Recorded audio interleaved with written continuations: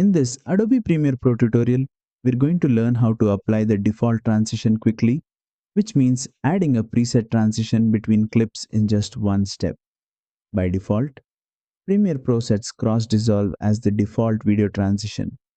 Let's begin. First, go to your timeline and place the playhead on the cut between two clips where you want the transition. Make sure the cut point is selected.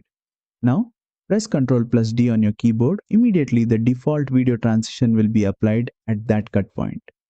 If you want to apply the default audio transition, select the audio cut and press Ctrl+Shift+D.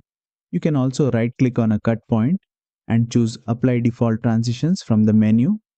If you want to change which transition is set as default, go to the Effects panel, right-click on any transition, then choose Set Selected as Default Transition.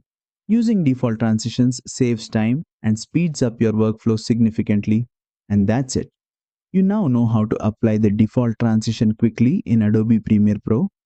If this tutorial helped you, don't forget to like, share, and subscribe for more Adobe Premiere Pro tutorials.